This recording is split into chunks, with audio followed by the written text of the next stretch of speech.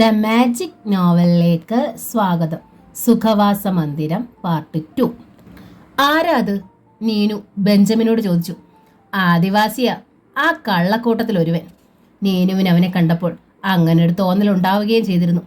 ചെമ്പിച്ച് ചുരുണ്ട മുടി, അല്പം പതിഞ്ഞ മൂക്ക്, കഴുത്തിലൊരു കറുത്ത ചരടിൽ പുലിനകം, ഇടത് കൈയിൽ ഒരേലസ് കെട്ടിയിട്ടുണ്ട്.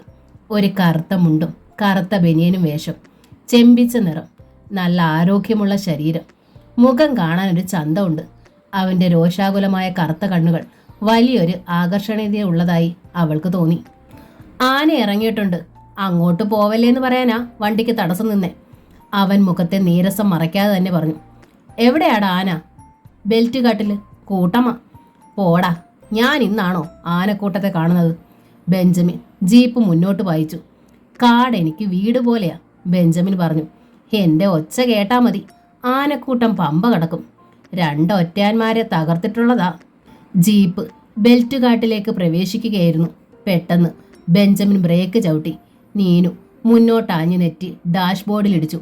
സന്തുവിനും നില തെറ്റിപ്പോയി. റോഡിൽ 8 ആനകൾ വരുന്ന ഒരു കൂട്ടം. നീനുവും സന്തുവും നടുങ്ങിയിരുന്നു. ബെഞ്ചമിന് തോക്കെടുക്കാൻ പോലും സമയം കിട്ടിയില്ല. ആനക്കൂട്ടം ജീപ്പിന് നേർക്ക് അലറിപ്പാഞ്ഞു വന്നു. ബെഞ്ചമിനും പരവശനായിപ്പോയി. അവൻ റിവേഴ്സ് ഗിയർ ഇട്ട് ജീപ്പ് പിന്നോട്ടെടുത്തു.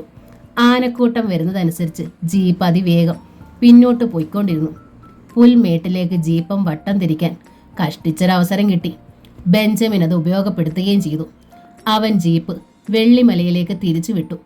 കാട് വിട്ട് ഒരു ഫർലോങ്ങോളം ദൂരം ആനക്കൂട്ടം ചിഹ്നം വിളിച്ച് പുറകെ വരികയുണ്ടായി. സന്തുവിൻ്റെയും നീനുവിൻ്റെയും മുഖത്ത് ചോരമയമില്ലായിരുന്നു. സംസാരിക്കാനുള്ള കരുത്ത് വീണ്ടും കിട്ടിയപ്പോൾ നീനു പറഞ്ഞു, ആ ആദിവാസി ചെറുക്കം പറഞ്ഞതാ പോവല്ലേന്ന്. അത് കേട്ട് തിരിച്ചു പോകുന്നതിന് പകരം ആനക്കൂട്ടിൽ ചെന്ന് തലയിട്ടു. ജീവൻ രക്ഷിക്കാനായത് ഭാഗ്യമല്ല, എൻ്റെ സാമർഥ്യം.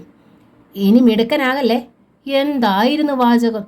എൻ്റെ ഒച്ച കേട്ടാൽ ആനക്കൂട്ടം പമ്പ കടക്കുമെന്ന്, കാട് വീടാണെന്ന്. എന്നിട്ട് എന്തു പറ്റി? ആനയ്ക്കാളെ മനസ്സിലായി കാണുകയില്ലായിരിക്കും. ആ, അങ്ങനെയും വരാം. ബെഞ്ചമിൻ ചമ്മൽ പുറത്ത് കാട്ടാതെ ഗൗരവത്തിൽ തട്ടിവിട്ടു. റോസ് ഗാർഡനിൽ ചെന്നയുടൻ സന്തു മുത്തശ്ശിയോട് ആന ഓടിച്ച കാര്യം പറഞ്ഞു. അവനൊരു വീരകൃത്യം പോലെയാണത് പറഞ്ഞ് ഫലിപ്പിക്കാൻ നോക്കിയത്. മുത്തശ്ശിയുടെ മുഖത്ത് കോപമിരമ്പി. നിന്നോട് ആര് പറഞ്ഞു ആ വഷളന്റെ കൂടെ കാട്ടിൽ പോകാൻ? യാതൊരു ലഗാനുമില്ലാതെ ആ കള്ളുകുടിയന്റെ കൂടെ രക്ഷപ്പെട്ടത് ദൈവാനുഗ്രഹം. അനന്തരം അവർ ബെഞ്ചമിനെ വിളിച്ച് ഉറക്കെ ശകാരിച്ചു. നീ എന്തിന് ഒന്നും അറിയാൻ വയ്യാത്ത പിള്ളേരെ ആനക്കാട്ടിലേക്ക് കൊണ്ടുപോയി? നിന്നെ ആന ചവിട്ടിക്കൊന്നാൽ സന്തോഷിക്കുന്നവരാ അധികം. പക്ഷേ ഇവർക്ക് എന്തെങ്കിലും സംഭവിച്ചാൽ ഞാനല്ലേടാ ഉത്തരം പറയേണ്ടത്. ചുമ്മാ ചെലയ്ക്കാതെ പോതള്ളേ. ബെഞ്ചമിൻ പുലമ്പിക്കൊണ്ട് പുറത്തേക്ക് ഇറങ്ങിപ്പോയി. മേരി, മുത്തശ്ശി ആക്രോശിച്ചു. നിന്റെ മകൻ പറഞ്ഞത് കേട്ടോ? അവനാണ് ഞാൻ എൻ്റെ സ്വത്തല്ല എഴുതി കൊടുക്കേണ്ടത്. ഇവിടുത്തെ പൂച്ചക്കുഞ്ഞിൻ്റെ പേരിൽ എഴുതി വെച്ചിട്ടേ ഞാൻ ചാകൂ. എന്നാലും അവന് കൊടുക്കില്ല. സന്തു നീനു ആവശ്യപ്പെട്ടിട്ടാ ബെഞ്ചമിൻ അവരെ കാട്ടിൽ കൊണ്ടുപോയത്, മേരി പറഞ്ഞു. ഒരാദിവാസി ചെറുക്കൻ മുന്നറിയിപ്പ് കൊടുത്തതല്ലേ ആനയുണ്ടെന്ന്. എന്നിട്ടും പോയത് അവൻ്റെ അഹങ്കാരമല്ലേടി? എന്നിട്ടൊന്നും പറ്റിയില്ലല്ലോ അവൻ്റെ മിടുക്ക് കൊണ്ട്. അവൻ്റെ മിടുക്ക്! നീയും അവൻ്റെ പക്ഷം പിടിച്ചോ? അവന് വളം വെച്ച് കൊടുത്തോ? മുത്തശ്ശി പിന്നെയും എന്തൊക്കെയോ പറഞ്ഞുകൊണ്ടിരുന്നു. ഇവര് വഴക്കടിച്ചോട്ടെ, നമുക്ക് ചെകുത്താൻ്റെ ട്രെഞ്ച് വരെ ഒന്ന് പോകാം, സന്തു നീനുവിനോട് അടക്കം പറഞ്ഞു. ചെകുത്താൻ്റെ ട്രെഞ്ചോ? അതെവിടാ? വാ. അവൻ അവളെ കൂട്ടിക്കൊണ്ട് പുറത്തേക്ക് പോയി. കുന്നിൻ്റെ അടിവാരത്തിലാണ് ട്രെഞ്ച്. കാടിൻ്റെ പുറത്തേക്ക് തള്ളി നിൽക്കുന്ന മുനമ്പിനോട് ചേർന്നു. എസ്തേർ മുത്തശ്ശിയാ കാട്ടിത്തന്നത്, സന്തു പറഞ്ഞു. അവിടെ ഒരു ചെകുത്താനുണ്ടെന്ന്, പോകരുതെന്നു. അവർ പുൽമേട്ടിലൂടെ 1 കിലോമീറ്ററോളം നടന്ന് ട്രെഞ്ചിനടുത്തെത്തി. കാടിനരികിൽ 4 ചുറ്റും കഴിച്ച കിടങ്ങുകൾക്ക് നടുവിൽ മണ്ണിൽ പതിഞ്ഞതുപോലെ ഒരു കരിങ്കൽ കെട്ടിടം. സന്തുവും നീനും കിടങ്ങിന് ചുറ്റും നടന്നു. അവിടുത്തെ നിശബ്ദതയും വിജനതയും അവരെ അമ്പരപ്പിച്ചു. കിടങ്ങ് കടന്ന് ആ കരിങ്കൽ കെട്ടിടത്തിലേക്ക് പോകാൻ ഒരു തടിപ്പാലമുണ്ട്. നന്നേ വീതി കുറഞ്ഞ 2 തുലാങ്ങൾ ഇട്ടിരിക്കുകയാണ്. അതും അകത്തു നിന്ന് വലിച്ചെടുക്കാവുന്ന വിധത്തിൽ. വാ. സന്തു അവളുടെ കൈ പിടിച്ചുകൊണ്ട് പാലത്തിൽ കയറി. പാലത്തിൻ്റെ പകുതിയോളം അവർ എത്തി. പെട്ടെന്ന് കാടിനെ നടുക്കിക്കൊണ്ടൊരു വെടിയൊച്ച ഉയർന്നു. മരങ്ങളിൽ നിന്നും പക്ഷികൾ ചിറകടിച്ച് പറന്നുപോയി. മലമുകളിൽ നിന്ന് വെടിയൊച്ചയുടെ മാറ്റലുണ്ടായി. ഞെട്ടി ട്രെഞ്ചിലേക്ക് വേച്ചു വീഴാൻ പോയ നീനുവിനെ സന്തു താങ്ങി പിടിച്ചു. കരിങ്കൽ ഭിത്തിക്കപ്പുറത്ത് നിന്നും ഒരധികായൻ പുറത്തേക്ക് വന്നു. കട്ടിമീശയും പരുക്കൻ മുഖവും ക്രൂരമായ കണ്ണുകളുമുള്ള ഒരു മുരത്ത മനുഷ്യൻ. അയാളുടെ കയ്യിലിരുന്ന തോക്കിൻകുഴലിൽ നിന്നും പുക പറക്കുന്നുണ്ടായിരുന്നു. അയാൾ മൂളി. എന്നിട്ട് പിന്നോട്ടം നീങ്ങാൻ തോക്ക് കൊണ്ട് ആംഗ്യം കാട്ടി. നീനു വല്ലാതെ പകച്ചു പോയിരുന്നു. സന്തുവിന് അത്ര പേടി തോന്നിയില്ല. എങ്കിലും ഒരു ചെറിയ തടിപ്പാളത്തിലൂടെ അവൻ അവളെയും കൂട്ടി പിന്നോക്കം നീങ്ങി. ട്രെഞ്ചിനപ്പുറത്ത് അവൻ നിലയുറപ്പിച്ചു. ഇനി നിൽക്കണ്ട സന്തു, നമുക്ക് വേഗം പോയേക്കാം, നീനു പറഞ്ഞു. അങ്ങനെ അങ്ങ് പേടിച്ചാലോ? ഒരാൾ ചുമ്മാ മനുഷ്യനെ വെറുതെ വെടിവെച്ച് കൊല്ലുവോ? പക്ഷികളെ വെടിവെച്ചിടുന്ന പോലെ ഇതും ഇന്ത്യ മഹാരാജ്യത്തിന്റെ ഭാഗം തന്നെയാണല്ലോ. നീതിയും നിയമവും ഇവിടെയും കാണുമല്ലോ. സന്തുവിന്റെ ഉദ്ദേശം എന്താ? അയാളോട് എതിർക്കാനാണോ? വേണ്ട കേട്ടോ, അയാളെ കണ്ടിട്ട് നരഭോജിയെ പോലെ തോന്നുന്നുണ്ട് എനിക്ക്. നീനു അവന്റെ കൈക്ക് പിടിച്ചു വലിച്ചു. തോക്കുമായി വന്നയാൾ ട്രെഞ്ചിനപ്പുറം കടന്നു വരാനാണ് ഭാവമെന്ന് കണ്ടപ്പോൾ സന്തുവിനും പേടി തോന്നി. വാ സന്തു, ഇയാൾ ഇവിടുത്തെ വാച്ച്മാൻ ആയിരിക്കും. ട്രെഞ്ചിനപ്പുറത്ത് കയറുന്നവരെ വെടിവെച്ചിടുകയായിരിക്കും ഇയാളുടെ ജോലി. സന്തുവിനെയും കൂട്ടി അവൾ വേഗം നടന്നു. സന്തു കൂടെ കൂടെ തിരിഞ്ഞു നോക്കുന്നുണ്ടായിരുന്നു. മൊട്ടക്കുന്നിന്റെ മുകളിൽ എത്തിയ ശേഷം സന്തു തിരിഞ്ഞു നിന്നു. തോക്കും കയ്യിൽ പിടിച്ച് അയാൾ ട്രെഞ്ചിനു മീതെയുള്ള പാലത്തിൽ നിൽക്കുന്നത് കാണാമായിരുന്നു. സന്തു കൈ ചുരുട്ടി അന്തരീക്ഷത്തിൽ വീശി കാണിച്ചു. ഇടിക്കുമെന്ന്. വലിയ ധീരതയ്ക്കൊന്നും പോകണ്ട കേട്ടോ, നീനു അവനെ പരിഹസിച്ചു. രണ്ടുപേര് റോസ് ഗാർഡനിലെത്തിയപ്പോൾ എസ്തേർ മുത്തശ്ശി നീളം വരാന്തയിൽ കാത്തു നിൽപ്പുണ്ട്. നിങ്ങൾ എവിടെ പോയിരുന്നു? മുത്തശ്ശി തീരെ രസിക്കാതെ ചോദിച്ചു. ഞങ്ങൾ വെറുതെ ഒന്ന് ചുറ്റിക്കറങ്ങാൻ. എന്നെ ഒളിക്കാൻ നോക്കരുത്. രണ്ടാളും കൂടി പ്രേമസല്ലാപത്തിന് ഇറങ്ങിയതായിരിക്കുമെന്നായിരുന്നു മുത്തശ്ശിയുടെ കണക്കുകൂട്ടൽ. നീനു ആ ചോദ്യം ചെയ്യൽ രസിക്കാത്ത മട്ടിൽ അകത്തേക്ക് കയറിപ്പോയി. കണ്ടില്ലേ അവളുടെ അഹങ്കാരം? മുത്തശ്ശി ദേഷ്യപ്പെട്ടു. അന്ന് രാത്രി അത്താഴത്തിന് ശേഷം എസ്തേർ മുത്തശ്ശിയുടെ കൂടെ ചിമ്മിനിക്കരികിൽ സംസാരിച്ചു കൊണ്ടിരിക്കുമ്പോൾ സന്തു പറഞ്ഞു, ഞങ്ങൾ ഇന്ന് ട്രെഞ്ച് വരെ പോയി. മുത്തശ്ശി പുരികങ്ങൾ ഉയർന്നു. എന്നിട്ട്? മുത്തശ്ശി മുമ്പ് പറഞ്ഞ ചെകുത്താനെ ഞങ്ങൾ കണ്ടു. അവൻ തീ തുപ്പി ഞങ്ങളെ പേടിപ്പിച്ചു. നീ എന്താ ഈ പറയുന്നത്? ആരെ കണ്ടെന്നാ? സന്തു നടന്ന സംഭവം അതേപടി വിവരിച്ചു. മുത്തശ്ശിയുടെ കണ്ണുകൾ നന്നേ ഇറുകി. ഞാൻ മുന്നറിയിപ്പ് തന്നതല്ലേ നിന്നോട് അവിടെ പോകരുതെന്ന്? അവൻ ചെകുത്താനാണെന്ന് പറഞ്ഞത് അവൻ്റെ മനസ്സിനെ പറ്റിയാണ്. ഇത്രയും ക്രൂരനായൊരു മനുഷ്യൻ ഭൂമിയിൽ വേറെ കാണില്ല. അയാളുടേതാണോ ആ വീടും ചുറ്റുമുള്ള ഭൂമിയുമെല്ലാം? അതെ, അങ്ങോട്ട് അവൻ ആരെ അടുപ്പിക്കില്ല. ഒരിക്കൽ പള്ളിയിലെ വികാരി ദർശനത്തിന് ചെന്നു. അച്ഛനോടും അയാൾ മോശമായിട്ടാണ് പെരുമാറിയത്. മുത്തശ്ശി അവിടെ പോയിട്ടുണ്ടോ? ഉണ്ടല്ലോ, പലതവണ. എന്നിട്ട് എന്നോട് ധിക്കാരം കാണിക്കാൻ അവന് ധൈര്യം പോരാ. അവനെന്നല്ല, ഈ വെള്ളിമലയിൽ ആരും എൻ്റെ നേരെ നിവർന്ന് നിൽക്കുകയില്ല. മുത്തശ്ശി അയാൾക്ക് ഇഷ്ടമാണോ? ആരും ട്രെഞ്ചിൽ ചെല്ലുന്നത് അവന് ഇഷ്ടമല്ല. എന്നെയും ഫോറസ്റ്റുകാരെയും മാത്രമേ അവൻ ആ കിടങ്ങിനപ്പുറത്തേക്ക് പ്രവേശിപ്പിച്ചിട്ടുള്ളൂ. അത് വേറെ നിവർത്തിയില്ലാഞ്ഞിട്ട്. അയാൾ മാത്രമേ ഉള്ളൂ അവിടെ, അതോ വേറെ ആൾക്കാരുണ്ടോ? അയാളുടെ ഭാര്യയും മകളും ഉണ്ട്. അവരെ വീട്ടുതലങ്ങളിൽ ഇട്ടിരിക്കുന്നത് പോലെയാണ് ആ ദുഷ്ടൻ. രണ്ടുപേരെ ഉപദ്രവിക്കും. അവരാ ട്രെഞ്ച് വിലയ്ക്ക് വാങ്ങി താമസത്തിന് വന്നിട്ട് 16 വർഷം കഴിഞ്ഞു. അതിനിടയിൽ ഒരിക്കൽ പോലും ട്രെഞ്ചിന് പുറത്ത് വെച്ച് ആരും ആ അമ്മയും മകളെയും കണ്ടിട്ടില്ല. അയാളുടെ പേരെന്താ? സ്റ്റാൻലി. മിലിട്ടറിയിൽ അയാൾ ഒരു സുബേർദാരോ മറ്റോ ആയിരുന്നു. അയാൾ ശരിക്കും എവിടത്തുകാരനാണെന്നറിയോ? ശരിക്കറിയില്ല.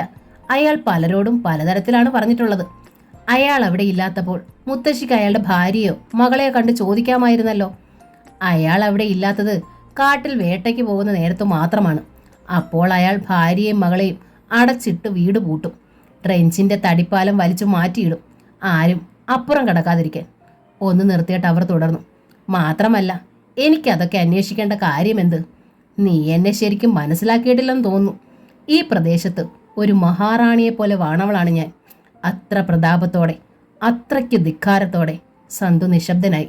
ചിമ്മിനിയിൽ ഒരു കനൽ പൊട്ടിത്തെറിച്ചു. അല്പനേരത്തെ മൗനത്തിന് ശേഷം മുത്തശ്ശി സ്വരം താഴ്ത്തി പറഞ്ഞു, നമുക്കൊന്നിച്ച് നാളെയോ മറ്റോ ട്രെഞ്ചിൽ പോകാം. എൻ്റെ അതിഥികളെ ഭയപ്പെടുത്തിയ എന്തിനാണെന്ന് എനിക്ക് അവനോട് ചോദിക്കണം. അതൊന്നും വേണ്ട. അയാൾ മുത്തശ്ശിയോട് മോശമായിട്ട് പെരുമാറിയാലോ? അപമാനമല്ലേ? എന്നോടോ? അവൻ അറയ്ക്കും. എന്നാൽ അടുത്ത ദിവസം ട്രെഞ്ചിൽ ഒരിഷ്ടിക പോലും ശേഷിക്കില്ലെന്ന് അവനറിയാം. പിറ്റേന്ന് എസ്തേർ മുത്തശ്ശി സന്തുവിനെയും കൂട്ടി ട്രെഞ്ചിൽ പോകാനൊരുങ്ങി. വാസ്തവത്തിൽ അവൻ്റെ ഒപ്പം കാടിനരികിൽ വരെയോ നടന്നു പോകാൻ അവർ ആഗ്രഹിക്കുന്നുണ്ടായിരുന്നു. ട്രെഞ്ചിൽ പോകുന്ന വിവരം സന്തു നീനുവിനെ അറിയിച്ചു. ഉടൻ അവൾക്കും താല്പര്യമായി. ഞാനും വരുന്നെന്ന് പറഞ്ഞ് അവൾ മുന്നിലിറങ്ങി. മുത്തശ്ശിക്ക് അത് ഇഷ്ടപ്പെട്ടില്ല. അവളോട് വീട്ടിനകത്തിരിക്കാൻ പറയും സന്തു. അവൾ ഉണ്ടെങ്കിൽ എൻ്റെ സ്വഭാവം തന്നെ മാറിപ്പോകും. നീനു, നീ ഇപ്പൊ വരണ്ട, പിന്നൊരിക്കലാവട്ടെ, സന്തു പറഞ്ഞു. ഞാൻ നിങ്ങളുടെ കൂടെ വരുന്നില്ല, ഒരു 10 അടി വിറയെ നടന്നോളാം, അവൾ ഭേദഗതി നിർദ്ദേശിച്ചു. അവളെ ഒന്ന് തറപ്പിച്ചു നോക്കുന്നതല്ലാതെ മുത്തശ്ശി പിന്നെ എതിർപ്പൊന്നും പറഞ്ഞില്ല. അവർ ട്രെഞ്ചിലേക്ക് പുറപ്പെടുമ്പോൾ പകലിന് നല്ല തെളിച്ചമുണ്ടായിരുന്നു. പിന്നെ വെയിൽ മാഞ്ഞു. വനങ്ങൾക്ക് മീതെ കൂടി മഞ്ഞു പടലങ്ങൾ പറന്നു വന്നു. ആദ്യം ഉയർന്ന മലനിരകളെ അത് മൂടി. പിന്നെ താഴ്വരകളിലേക്ക് വ്യാപിച്ചു. നീനു കുറേ പുറകിലായിരുന്നു. ചിലപ്പോൾ മുമ്പിൽ പോകുന്ന സന്തുവിനും അവർക്കുമിടയിൽ മഞ്ഞു പടലങ്ങൾ വന്നു. പരസ്പരം കാണാൻ പറ്റാതായിക്കൊണ്ടിരുന്നു. മഞ്ഞുകാറ്റത്ത് ഊതിപ്പറന്നു പോകുമ്പോൾ മുന്നിൽ പോകുന്നവരെ കാണാം. നീനു ഓടി അവരുടെ തൊട്ടു പിന്നിലെത്തി. ട്രെഞ്ചിന് ചുറ്റും പുൽമേടാണ്. ചെരുവുള്ള ഭാഗത്ത് ഈറക്കാടും തഴക്കൂട്ടവും. ഇടയ്ക്ക് ഒറ്റ തിരിഞ്ഞ വൻവൃക്ഷങ്ങൾ. ട്രെഞ്ചിന്റെ വലതു ഭാഗത്ത് 20 വാര അകലെ കാട് വഴിമുട്ടി നിൽക്കുന്നു. ഇവിടെന്തിനാ ട്രെഞ്ച് കുഴിച്ചിട്ടിരിക്കുന്നത്? സന്തു ചോദിച്ചു. മിക്കപ്പോഴും കാട്ടാനകളുടെ ശല്യമുള്ള സ്ഥലമാണിത്. അതുകൊണ്ടാ. ആനകൾ ട്രെഞ്ചിനപ്പുറം കടക്കുമെന്ന പേടി വേണ്ടാലോ, എസ്തേർ മുത്തശ്ശി പറഞ്ഞു. ട്രെഞ്ചിന് മീതെയുള്ള തടിപ്പാലം കടക്കാൻ മുത്തശ്ശിയെ സന്തു സഹായിച്ചു. ഭിത്തികളിൽ പായൽ പിടിച്ച് ഇരുണ്ടുപോയ പഴഞ്ചൻ കരിങ്കൽ കെട്ടിടത്തിന്റെ മുറ്റത്ത് അവരെത്തിയപ്പോൾ മുൻവശത്തെ ഇടുങ്ങിയ വരാന്തയിൽ നിന്ന് അമർത്തിപ്പിടിച്ച നിലവിളിയും ഞെരക്കങ്ങളും കേട്ടു. സ്റ്റാൻലി അയാളുടെ ഭാര്യയെ മുടിക്ക് ചുറ്റിപ്പിടിച്ച് അടിക്കുന്നതാണ് അവർ കണ്ടത്. മെലിഞ്ഞു വിളറിയ ആ സ്ത്രീ മുട്ടുകുത്തി വീണുപോയി. ഒരു പെൺകുട്ടി അവർക്കരികിൽ ഭയചകിതയായി നിൽക്കുന്നുണ്ടായിരുന്നു. മുത്തശ്ശിയെയും കൂടുള്ളവരെയും കണ്ട് സ്റ്റാൻലി നിവർന്നു. ഭാര്യയുടെ മുടിയിലെ പിടുത്തം വിട്ടു. അവരുടെ വരവ് അയാളെ അമ്പരപ്പിക്കുകയും അതിലേറെ അസന്തുഷ്ടനാക്കുകയും ചെയ്തു. ഓ പിശാചുകളെ അകത്ത്, അയാൾ അമറി. അയാളുടെ ഭാര്യയും മകളും ഞൊടിയിടയിൽ ആ കരിങ്കൽ കെട്ടിടത്തിലെ ഏതോ അറയിൽ മറഞ്ഞു. മാഡം, എന്താ വന്നത്? വിശേഷിച്ചെന്തെങ്കിലും ഉണ്ടോ? നീരസം മറച്ചു വെക്കാതെ സ്റ്റാൻലി ചോദിച്ചു. കാര്യമുണ്ട്. ആകട്ടെ, ഇവിടെ വരുന്നവർക്ക് ഇരിപ്പിടം കൊടുക്കുന്ന ഏർപ്പാടൊന്നുമില്ലേ? മുത്തശ്ശി ചോദിച്ചു. ഞാനൊരിക്കലും സന്ദർശകരെ സ്വീകരിക്കാറില്ല, അതുകൊണ്ടാണ്. ഏതായാലും വരൂ. അയാൾ ഒരു ചെറിയ ഹാളിലേക്ക് അവരെ കൂട്ടിക്കൊണ്ടുപോയി. അവിടെ പഴക്കം ചെന്ന മരക്കസേരകളും മേശയും കിടന്നിരുന്നു. പുക ചുറ്റിയ ചുമരുകളിൽ കാട്ടുമൃഗങ്ങൾ സ്റ്റഫ് ചെയ്ത് വെച്ച തലകളും. ഇരിക്ക്. എസ്തേർ മുത്തശ്ശി മാത്രം ഇരുന്നു. സന്തു മേശമേൽ ചാരി നിന്നു. നീനു കൗതുകത്തോടെ ചുമരുകൾക്കരികെ കലമ്മാന്റെയും കാട്ടുപോത്തിന്റെയും കടുവയുടെയും തലകൾ നോക്കിക്കൊണ്ട് നടന്നു. സ്റ്റാൻലിക്ക് അതൊട്ടും ഇഷ്ടമായില്ല.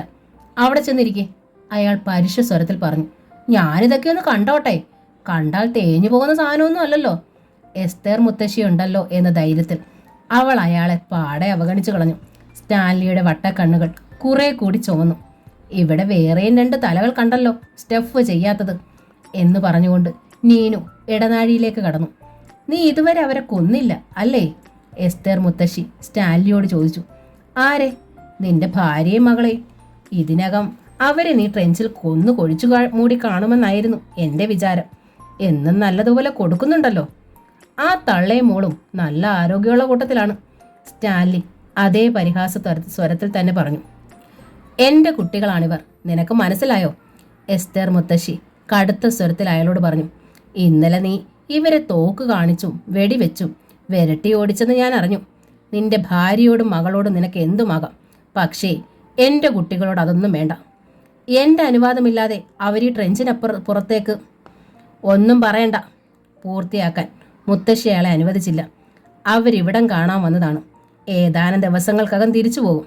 ഈ ട്രെഞ്ച് തടവറയാണെന്നോ അതിനകത്ത് കയറരുതെന്നോ ഇത് കാക്കുന്നത് നിന്നെപ്പോലൊരു ഹിംസ്രമൃഗമാണെന്നോ സന്ദർശകർക്ക് അറിയില്ലല്ലോ. അല്ലെങ്കിൽ നീ ഒരു ബോർഡ് എഴുതി വെക്കണം. സ്റ്റാൻലി പല്ല് ഞെരിച്ചുകൊണ്ട് മുഖം താഴ്ത്തി. സംഭാഷണത്തിനിടയിൽ സന്തു ഊർന്നിറങ്ങി നീനുവിൻ്റെ പുറകെ നടന്നു. വിറക് കീറി അടുക്കിയ ഒരു മുറിയുടെ മുന്നിൽ നിൽക്കുകയായിരുന്നു നീനു. അകത്തേക്ക് തുറന്ന വാതിൽ പലകയിൽ ചാരി നിന്ന് ഒരു പെൺകുട്ടി നീനുവിനെ അടിമുടി നോക്കുകയാണ്. അവളുടെ കണ്ണുകളിൽ വിസ്മയവും പരിഭ്രമവും. ഓടുപൊട്ടിയ വിടവിലൂടെ അവളുടെ മുഖത്ത് നല്ലപോലെ വെളിച്ചം വീശുന്നുണ്ടായിരുന്നു. അപരിചിതരെ കണ്ടു പകച്ച ഒരു പൂച്ചക്കുഞ്ഞിൻ്റേത് പോലുള്ള മുഖം. ഇണക്കമോ സൗമ്യതയോ തീരെയില്ലെങ്കിലും അവളുടെ മുഖം മനോഹരമാണെന്നത് സന്തു കണ്ടു. ആ പകച്ച കണ്ണുകൾ അവനെ വല്ലാതെ ആകർഷിച്ചു. പാറി പറന്നു കിടക്കുന്ന മുടി പരിചയമില്ലാത്തവരാരോ കത്രിച്ചിട്ടതുപോലെ തോന്നിച്ചു. മുഷിഞ്ഞു ചുളുങ്ങിയ വേഷമായിരുന്നു അവളുടേത്. അവൾ നീനുവിൻ്റെ തോളിനു മീതെ കൂടി സന്തുവിനെ നോക്കി. സന്തുവും കണ്ണെടുത്തില്ല. അവൻ പുഞ്ചിരിച്ചു. എന്നാൽ അവളുടെ മുഖത്ത് ഇണക്കത്തിൻ്റെ ഒരു ഭാവവും കണ്ടില്ല. ഒടുവിൽ സന്തു തന്നെ കണ്ണുകൾ താഴ്ത്തി അവൻ അവളുടെ അടുത്തേക്ക് ചെന്നു. നിന്റെ പേരെന്താ? പെട്ടെന്ന് അവൾ പിന്നോക്കം നീങ്ങി. അട്ടിയടിക്കിയ വിറകിൽ ചാരി നിന്ന് അവളുടെ അമ്മ ദീനമായി നോക്കുന്നുണ്ടായിരുന്നു. സംസാരിക്കല്ലേ എന്നവർ ആംഗ്യം കാട്ടി. ഇടനാഴിയിൽ തിടുക്കപ്പെട്ട് കാലച്ച മുഴുങ്ങി സ്റ്റാൻലി പാഞ്ഞു വരുന്നുണ്ടായിരുന്നു. സന്തുവിനെ തള്ളി മാറ്റിയിട്ട് അയാൾ വാതിലിൽ ചാരി നിന്ന പെൺകുട്ടിയുടെ കഴുത്തിൽ പിടിച്ച് അമറിക്കൊണ്ട് ആഞ്ഞൊരു തള്ളു. ഒപ്പം വാതിൽ വലിച്ചടയ്ക്കുകയും ചെയ്തു. പെൺകുട്ടിയുടെ ശരീരം നിലത്ത് വീഴുന്ന ഒച്ച സന്തു കേട്ടു. ഒപ്പം അമർത്തിയ നിലവിളി. പോവെളിയിൽ! സ്റ്റാൻലി സന്തുവിൻ്റെ നീനുവിൻ്റെ നേർക്ക് കൈ ചൂണ്ടി അലറി. സന്തുവും നീനും ഭയന്ന് വേഗം മുൻവശത്തേക്ക് പോന്നു.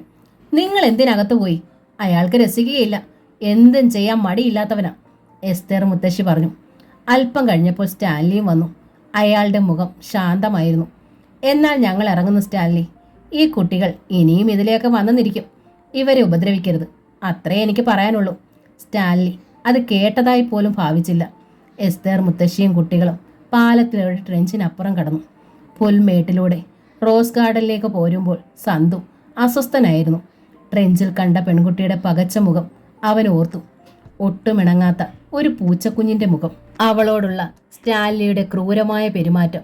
മൊട്ടക്കുന്നിന് മുകളിലെത്തിയപ്പോൾ ട്രെഞ്ചിൽ നിന്ന് തുടരെ തുടരെ 2 വെടിയൊച്ച കേട്ടു. മൂവരും തിരിഞ്ഞു നോക്കി. സ്റ്റാൻലി തോക്കുമായി നിൽക്കുന്നു. ഒരു മരച്ചില്ല തകർന്ന് താഴേക്ക് വീഴുന്നതും കണ്ടു. അവൻ്റെ കലി അടങ്ങിയിട്ടില്ല. എസ്തേർ മുത്തശ്ശി പിറുപിറുത്തു. എസ്തേർ മുത്തശ്ശി നീളൻ വരാന്തയിൽ വന്ന് നോക്കുമ്പോൾ നീനു പൂന്തോട്ടം കിളയ്ക്കുകയും നനയ്ക്കുകയും ഒക്കെയാണ്. കൂട്ടിന് മേരിയുമുണ്ട്. ആരുടെയും ശ്രദ്ധ കിട്ടാതെ, നനയ്ക്കാതെ, വളമിടാതെ ആ ചെറിയ ഉദ്യാനം നശിച്ചു പോയിക്കൊണ്ടിരിക്കുകയായിരുന്നു.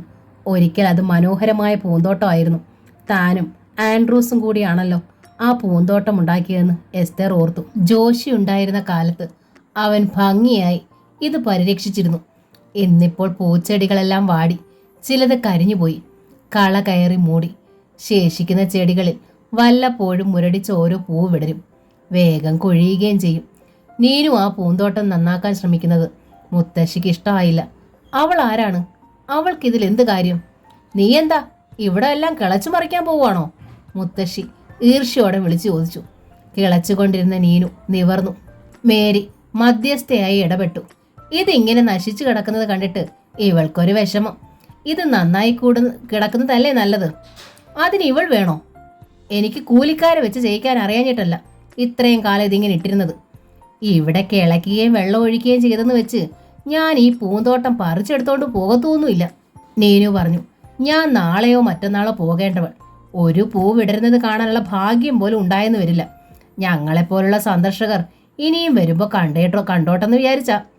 നീ ഇങ്ങനെ വരാനിരിക്കുന്നവർക്ക് വേണ്ടിയിട്ട് ഇവിടെ ഒന്നും ചെയ്യണ്ട. ഞാനൊരു കാര്യം തീരുമാനിച്ചാ അത് നടത്തണമെന്ന് വലിയ നിർബന്ധം എനിക്ക്. നിങ്ങൾ പോലീസിനെ വിളിക്ക്. ഭൂമി എൻക്രോച്ച് ചെയ്തെന്നും പറഞ്ഞു. നീന അവളുടെ പണി തുടർന്നു. എസ്തർ അരിശം പോണ്ട് വീട്ടിനുള്ളിലേക്ക് കയറിപ്പോയി. സന്തു ഹാളിൽ ഇരിപ്പുണ്ടായിരുന്നു. നിന്റെ ആ പെണ്ണുണ്ടല്ലോ അഹങ്കാരി, അവളെ ഞാൻ ഇന്ന് പറപ്പിക്കും, ക്രോധത്തോടെ അവർ പറഞ്ഞു. സന്തു അതത്ര കാര്യമാക്കിയില്ല. ഞാൻ കരുതിയത് ബെഞ്ചമിനാണ് ലോകത്തിൽ ഏറ്റവും വെച്ച് വഷളനും അനുസരണയില്ലാത്തവനുമെന്നാണ്. ഇവൾ അവനെയും കടത്തിവിട്ടു. അവളുടെ മുമ്പിൽ അവൻ വെറും പാവം. അന്ന് ഉച്ച തിരിഞ്ഞ് നീനു നിർദ്ദേശിച്ചതനുസരിച്ച് സന്തു മുത്തശ്ശിയുടെ തലയണ കീഴിൽ നിന്ന് 2ാം നിലയിലെ അടച്ചിട്ട മുറിയുടെ താക്കോലെടുത്ത് നീനുവിനെ ഏൽപ്പിച്ചു. മുത്തശ്ശി ഊണ് കഴിഞ്ഞു മയങ്ങുകയായിരുന്നു. നീനു മുകളിലേക്ക് പോയി. പൂട്ടിയിട്ടിരിക്കുന്ന മുറി തുറന്ന് അവൾ അകത്ത് കയറി. അവളുടെ കണ്ണുകൾ അപ്പോൾ അവാച്യമായ അനുഭൂതിയിൽ തിളങ്ങിയിരുന്നു. അവളുടെ ഹൃദയത്തിൽ പ്രിയപ്പെട്ട ആരെയോ അടക്കിയ ഒരു സെമിത്തേരിയിൽ പ്രവേശിച്ചതുപോലത്തെ വിഷാദപൂർണമായ ഉത്കണ്ഠ നിറഞ്ഞു. ദേവാലയത്തിലെ വിശുദ്ധ വസ്തുക്കളെ തൊടുന്നത്ര ഭക്തി ആദരകളോടെ അവൾ ആ മുറിയിലെ ഓരോ സാധനങ്ങളെയും തൊട്ട് തലോടി. തണുത്ത വായു നിറഞ്ഞതും നിശബ്ദവും ഒരു പുരാതന ഗന്ധവുമുള്ളതുമായ ആ മുറി അവൾക്ക് പ്രിയങ്കരമായി തീർന്നു. തറയിലെ പൂഴിയിൽ അവളുടെ കാൽപ്പാടുകൾ പതിഞ്ഞു കിടന്നു. അവൾ ഫോട്ടോ ആൽബങ്ങൾ എടുക്കുമ്പോഴേക്കും സന്തു ഓടിയെത്തിക്കഴിഞ്ഞു. നീ ഒച്ച വെക്കാതെ പതുക്കെ വാ, അവൾ പറഞ്ഞു. എന്നെ കൂടി കാണിക്ക്, വേഗം വേണം. അരമണിക്കൂറിനുള്ളിൽ മുത്തശ്ശി ഉണരും. സന്തു ധൃതി കൂട്ടി. നീനു ഒരാൽബം അവനെ ഏൽപ്പിച്ചു. മുത്തശ്ശി ഉണർന്നു കഴിഞ്ഞിരുന്നു. നെഞ്ചിനുള്ളിൽ ആരോ കയറി ഇറങ്ങി നടക്കുന്നത് പോലെ ഒരു സ്വപ്നം കണ്ട് ഞെട്ടി ഉണരുകയായിരുന്നു. അത് വളരെ വിചിത്രമായൊരു സ്വപ്നമായി അവർക്ക് തോന്നി. ഉണർന്നു കഴിഞ്ഞിട്ടും അവർക്കത് വ്യക്തമായി ഓർമ്മിക്കാൻ കഴിഞ്ഞു. ഒരു ഹൃദയമാണ് ആദ്യം കണ്ടത്. അതിനു മീതെ ചോര പുരണ്ടിരുന്നു. അത് തുടിക്കുന്നുണ്ടായിരുന്നു. വലിയ കുഴലുകളിലൂടെ അതിലേക്ക് രക്തം വരികയും പോവുകയും ചെയ്യുന്നത് കാണാമായിരുന്നു. പെട്ടെന്ന് ഹൃദയം വീർത്ത് ഭീമാകാരമായി. പുറത്തേക്ക് തുറക്കപ്പെട്ട ഒരു വാതിലും അതിനുള്ളിലുണ്ടായി. ആദ്യം നേർത്ത കാലച്ചകൾ അതിനുള്ളിൽ നിന്ന് കേട്ടു. പിന്നെ നനുത്ത സംഭാഷണ ശകലങ്ങളും. വാതിലിലൂടെ എത്തി നോക്കിയപ്പോൾ ആത്മാക്കളുടെ രൂപത്തിൽ ഇരുണ്ട അറകളിലൂടെ ആരൊക്കെയോ ചുറ്റി നടക്കുന്നതും കാണായി. ഇത്രയുമേ ഓർമ്മയുള്ളൂ. അപ്പോഴേക്കും ഉണർന്നു കഴിഞ്ഞു. പലകത്തട്ടിൽ എന്തോ വീഴുന്ന ഒച്ച. എവിടെയാണത്? എസ്തേർ മുത്തശ്ശി കാതോർത്തു. ഓരോ ചെറിയ ശബ്ദങ്ങളും അവർക്ക് തിരിച്ചറിയാം. അത് എവിടെ നിന്നായാലും. തീരെ പതിഞ്ഞ കാൽപ്പെരുമാറ്റങ്ങളും കേട്ടു. എസ്തേർ മുത്തശ്ശി വേഗം തലയണക്കീഴിൽ നോക്കി. താക്കോൽ കാണാനില്ല. ആ തെറിച്ച പെണ്ണ് മോഷ്ടിച്ചതാവണം. അവളായിരിക്കണം മുകളിൽ. അവളെ ഇത് ചെയ്യൂ. എന്ത് വഷളത്തരം കാട്ടാനും കൂസലില്ലാത്തവൾ. എസ്തേർ മുത്തശ്ശി കിതച്ചുകൊണ്ട് കോണിപ്പടി കയറി. വടക്കേ അറ്റത്തെ മുറിയുടെ വാതിൽ അവർ എത്തുമ്പോഴേക്കും മുത്തശ്ശി വരുന്നതറിഞ്ഞ് സന്തുവും നീനുവും തിടുക്കത്തിൽ പുറത്തിറങ്ങുകയായിരുന്നു. എന്നാൽ വാതിൽ പൂട്ടാനുള്ള സമയം അവർക്ക് കിട്ടിയില്ല. നീനുവിന്റെ കൂടെ സന്തുവിനെ കൂടി കണ്ട് എസ്തേർ വല്ലാതായി. നിങ്ങൾ ഈ മുറിയിൽ എന്തെടുക്കുകയായിരുന്നു? ശാന്തത ഭാവിച്ച് എസ്തേർ മുത്തശ്ശി ചോദിച്ചു. ഞങ്ങള് ചുമ്മാ. നീനു തല ചൊറിഞ്ഞു. സന്തു, നിന്നോടാ ചോദിച്ചത്. ആരാ താക്കോലെടുത്ത് മുറി തുറന്നത്? ഞാനാണ്, അവൻ വിക്കി. നിങ്ങൾക്കൊന്നിച്ചുകൂടാൻ വേറെ മുറിയൊന്നും കണ്ടില്ലേ? നീനു ഇതിനടെ വാതിലടച്ചു പൂട്ടി. ഇതാ താക്കോൽ. അവൾ അത് മുത്തശ്ശിയുടെ കയ്യിൽ വെച്ചു കൊടുത്തു. അനുസരണയില്ലാത്ത ജന്തുക്കള്. മുത്തശ്ശി പൊട്ടിത്തെറിച്ചു. നിങ്ങൾ എന്താ വിചാരിച്ചത്? ഇവിടെ എന്ത് തോന്നിയാസോ നടത്താമെന്നോ? പൊയ്ക്കോ എന്റെ കൺവെട്ടത്ത് നിന്ന്. ഇതിനു മാത്രം പറയാൻ ഞങ്ങൾ മഹാപാതകമൊന്നും ചെയ്തില്ലല്ലോ. നീനു ചേർത്തു. ഞങ്ങളൊരു സാധനം എടുത്തിട്ടുമില്ല. സംശയമുണ്ടെങ്കിൽ പരിശോധിക്കാം. നീ എന്നോട് സംസാരിക്കരുത്. അസത്തെ, നിന്നെ എനിക്ക് കണ്ണെടുത്താ കണ്ടുകൂടാ. മുത്തശ്ശി ചീറി. സന്തുവിന്റെ മുഖം വിവരണമായിരുന്നു. എസ്തേർ മുത്തശ്ശിയുടെ സ്നേഹം പിടിച്ചുപറ്റി വരുന്നതേ ഉണ്ടായിരുന്നുള്ളൂ. ഇപ്പോഴെല്ലാം പൊളിഞ്ഞു. എടാ, നീ ഒരു നല്ല കൊച്ചനാണെന്നാ ഞാൻ വിചാരിച്ചത്. നീ എന്നെ വെറും ഒരു ഫൂളാക്കിയല്ലോ. എന്റെ തലയണ കീഴിൽ നിന്ന് താക്കോൽ മോഷ്ടിക്കുക, ഞാൻ വിലക്കിയ മുറിയിൽ ആ പെണ്ണിനെയും കൂട്ടിക്കൊണ്ട് കയറുക, എന്തെല്ലാമാ നീ ചെയ്തത്? ഇനി ഞാൻ എന്നെ വിശ്വസിക്കുകയില്ല. നീയോ അവളും പഠിച്ച കള്ളനും കള്ളിയുമാണെന്ന് എനിക്ക് മനസ്സിലായി. ഈ വീട്ടിൽ പണം വെച്ചിട്ടുണ്ട്, സ്വർണവും ഉണ്ട്. തരം കെട്ടിയാൽ താക്കോൽ തട്ടിയെടുത്ത് നിങ്ങൾ അതും മോഷ്ടിച്ചുകൊണ്ട് സ്ഥലം വിടും. സന്തുവിന്റെ കണ്ണ് നിറഞ്ഞുപോയി. നാളെ കാലത്ത് തന്നെ രണ്ടുപേരും ഇവിടുന്ന് ഇറങ്ങിക്കൊള്ളണം. എവിടുന്നോ തെണ്ടിത്തിരിഞ്ഞു വന്ന നിങ്ങളെ ഈ വീട്ടിൽ കയറ്റിക്കെടുത്തിയത് എന്റെ കുറ്റം. കള്ളക്കൂട്ടങ്ങൾ. സന്തു കൂടുതൽ കേൾക്കാൻ നിന്നില്ല. കോണിപ്പടി ഇറങ്ങി താഴേക്ക് പോയി. താഴെ ബഹളം ശ്രദ്ധിച്ചുകൊണ്ട് മേരി നിൽപ്പുണ്ടായിരുന്നു. സന്തുവിന്റെ കണ്ണുകൾ കലങ്ങിയിരിക്കുന്നത് അവൾ കണ്ടു. നീനുവിന്റെ മുഖത്ത് കോപവും സങ്കടവും വിങ്ങി വിതുമ്പി. മമ്മി അറിയാതെ താക്കോലെടുത്ത് നിങ്ങൾ ആ മുറി തുറന്നു അല്ലേ? മേരി ചോദിച്ചു. സന്തു തലയാട്ടി. ജോഷിയുടെ മുറിയായിരുന്നു അത്. വളരെ വർഷങ്ങളായി അത് അടച്ചിട്ടിരിക്കുകയായിരുന്നു. ആ മുറി ആരും തുറക്കുന്നത് മമ്മിക്ക് ഇഷ്ടമല്ല. അതാണ് സംഗതി. എസ്തേർ മുത്തശ്ശി ജോഷിയുടെ മുറിക്ക് മുമ്പിൽ ചെന്നു നിന്നു. വർഷങ്ങൾക്ക് ശേഷം ഇന്ന് അവർ അത് തുറന്നു നോക്കി. അതിനുള്ളിൽ ആ കുട്ടികൾ എന്ത് ചെയ്യുകയായിരുന്നുവെന്ന് അവർക്കറിയണം. അവരെ ആകർഷിക്കത്തക്ക വിധം താൻ അറിയാതെ എന്താണ് ഇതിനുള്ളിലുള്ളതെന്നും. മുറിക്കുള്ളിലേക്ക് കടന്നതും വീർപ്പ് മുട്ടിക്കുന്ന ഒരു വിഷാദം അവരെ ഗ്രസിച്ചു. തൻ്റെ മകന്റെ ശവക്കല്ലറയ്ക്കുള്ളിൽ കടന്നതുപോലെയാണ് അവർക്ക് തോന്നിയത്. അവനെക്കുറിച്ചുള്ള എല്ലാ ഓർമ്മകളെയും ഉണർത്തുന്ന സ്മാരക വസ്തുക്കളെല്ലാം വളരെ വർഷങ്ങൾക്ക് മുമ്പ് നിലനിർത്തപ്പെട്ട രീതിയിൽ ഇപ്പോഴും ശേഷിച്ചിരുന്നു. സന്തുവും നീനുവും ചിലതെല്ലാം എടുത്തു നോക്കിയിട്ട് അതേ സ്ഥാനത്ത് തന്നെ വെച്ചിട്ടുണ്ടെന്ന് മനസ്സിലായി. വസ്തുക്കളെ പൊതിഞ്ഞ പൊടിയിൽ അവരുടെ വിരൽപ്പാടുകൾ കാണാമായിരുന്നു. പൊടി പിടിച്ച ചില്ല് ജനാലയിലൂടെ പുറത്തേക്ക് വിദൂരതയിലേക്ക് നോക്കിക്കൊണ്ട് എസ്തേർ മുത്തശ്ശി നിന്നു. അവരുടെ കാഴ്ചയിൽ മരത്തലപ്പുകൾ കാറ്റിലിളകിക്കൊണ്ടിരുന്നു. എപ്പോഴെങ്കിലും അവൻ കോണിപ്പടിയിലൂടെ ഓടിച്ചാടി വരുമെന്ന ഒച്ച കേൾക്കാമെന്ന് കഴിയുമെന്ന് അവർ ആശിച്ചു. പിന്നെ ഒച്ച കേൾപ്പിക്കാതെ പിന്നിലൂടെ വന്ന് അവൻ മഞ്ഞു വീണ് നനഞ്ഞ വിരലുകൾ കൊണ്ട് തൻ്റെ കണ്ണു പൊത്തുമെന്നു. സങ്കടാധിക്യത്താൽ അവരുടെ തൊണ്ട വേദനിച്ചു. അവർക്ക് ശ്വാസം മുട്ടുന്നുണ്ടായിരുന്നു. അധിക നേരം ആ മുറിയിൽ നിൽക്കാൻ അവർക്ക് കഴിഞ്ഞില്ല. വാതിൽ പൂട്ടി അവർ താഴേക്ക് ഇറങ്ങിപ്പോയി. ഹാളിലും വരാന്തയിലും സന്തുവിന്റെ മുറിയിലും നോക്കി. കാണാനില്ല. മേരി, ആ ചെക്കൻ എവിടെ? സന്തു. ആ, ഞാൻ കണ്ടില്ല. മേരി ഉദാസീനമായി പറഞ്ഞു. അവളെ നീ കണ്ടില്ലേ? അവര് പിണങ്ങിപ്പോയെന്ന് തോന്നുന്നു. എങ്ങോട്ട്? രണ്ടുപേരും കൂടി ഇറങ്ങിപ്പോകുന്നതേ കണ്ടുള്ളൂ. വിളിച്ചിട്ട് നിന്നില്ല. മുത്തശ്ശി നീനുവിന്റെ മുറിയിൽ ചെന്ന് നോക്കി. ബാഗും മറ്റു വസ്ത്രങ്ങളും ഒക്കെ കണ്ടപ്പോൾ അവർക്ക് സമാധാനമായി. മമ്മി എന്തൊക്കെ അവരോട് പറഞ്ഞത്? സന്തുവിന്റെ കണ്ണ് നിറഞ്ഞിരുന്നു. മേരി കുറ്റപ്പെടുത്തി. എസ്തേർ മുത്തശ്ശി ഒന്നും മിണ്ടാതെ തന്റെ മുറിയിൽ കടന്ന് വാതിലടച്ചു. നല്ല വേഗതയിൽ, ചിലപ്പോൾ മത്സരിച്ചെന്നവണ്ണം രണ്ടുപേരും കുന്നിറങ്ങിക്കൊണ്ടിരുന്നു. പച്ചച്ച പുൽമേട്ടിലൂടെ ഓടുകയാണ്. നീനു ആണെങ്കിൽ കുത്തനെയുള്ള ഇറക്കത്തിൽ പുല്ലിന് മീതെ കൂടി ഇരുന്ന് സ്കേറ്റിംഗ് കണക്കെ നിരങ്ങി ഇറങ്ങിപ്പോയി. തേവരുമലയുടെ അടിവാരത്തിലേക്കാണ് യാത്ര. ഞാൻ പറഞ്ഞില്ലേ, അതുതന്നെയാ രാജപുരം കോളനി. താഴെ പുല്ല് മേഞ്ഞ അനേകം കുടിലുകൾ കാണാമായിരുന്നു. ഈറ്റ ഇലകൾ കൊണ്ട് ചുറ്റും മറച്ചു കെട്ടിയ കുടിലുകൾ. മലയിറങ്ങി ചെല്ലുന്ന കൂപ്പ് റോഡ് കോണലിൽ അവസാനിക്കുന്നു. മലയരന്മാരുടെ കോളനി, ആദിവാസി കോളനി. സന്തു തന്നെത്താൻ പറഞ്ഞു. കോളനിയിൽ നിന്ന് വനത്തിലേക്കും തടാകത്തിലേക്കും അധിക ദൂരമില്ല. നീലച്ച കാടും തടാകവും വ്യക്തമായി കാണാം. സന്തുവും നീനുവും പുല്ലുമേഞ്ഞ കുടിലുകൾക്കിടയിലൂടെ നടന്നു. ആദിവാസി കുട്ടികൾ കുടിലുകളുടെ മുറ്റത്തിരുന്ന് കളിക്കുന്നുണ്ട്. ഒരു ബാലൻ ഓടക്കുല ഉടലുണ്ടാക്കുന്നതിനിടയിൽ അത് ശരിയാണോ എന്ന് ഊതി നോക്കുന്നതും കണ്ടു. കിഴവന്മാരും കിഴവിമാരും നിലത്ത് കീറിയിട്ട ഈറ്റ പൊളികളിലിരുന്നു വെയിൽ കായുന്നു. ചില കുടിലുകളുടെ മുമ്പിൽ ഈറ്റയും ചൂരലും വെട്ടിക്കൂട്ടിയിരിക്കുന്നു. അവ കീറി വട്ടിയും കുട്ടയും നെയ്യുന്ന യുവതി യുവാക്കൾ. എല്ലാവരും ചെയ്തുകൊണ്ടിരുന്ന പണി നിർത്തി സന്തുവിനെയും നീനുവിനെയും ശ്രദ്ധിക്കാൻ തുടങ്ങി. ഒരു നിര കുടിലുകൾക്ക് മുമ്പിൽ സന്തു നീനു സംശയിച്ചു നിന്നു. എന്നാ വേണ്ടിയത്? പ്രായം ചെന്ന ഒരാൾ വിളിച്ചു ചോദിച്ചു. പെൺകുട്ടികൾ പെട്ടെന്ന് കുലുങ്ങിച്ചിരിച്ചു. മൂപ്പനെ കാണണം. മൂപ്പന്റെ കുടി ഏതാ? വാ. കൂട്ടത്തിൽ നിന്നൊരു യുവാവ് മുന്നോട്ട് വന്നു. നീനു പെട്ടെന്ന് ആളെ തിരിച്ചറിഞ്ഞു. ബെഞ്ചമിന്റെ കൂടെ വനത്തിൽ പോയപ്പോൾ ജീപ്പ് തടഞ്ഞ് ആന ഇറങ്ങിയിട്ടുണ്ടെന്ന് മുന്നറിയിപ്പ് തന്ന ചെറുപ്പക്കാരൻ. ഇതിലേ വാ. അവൻ മുമ്പേ നടന്നു. സാമാന്യം വലിയൊരു കുടിലിന് മുന്നിൽ അവർ എത്തി. അതിന് ചില അലങ്കാര പണികളൊക്കെയുണ്ട്. മുറ്റത്ത് വിറകുമുട്ടികളും ഈറയും മുളം കുറ്റിയും ഒരു തടിയുരലും കിടപ്പുണ്ട്. ഒരു കോണിൽ വെണ്ണീർ കൂന.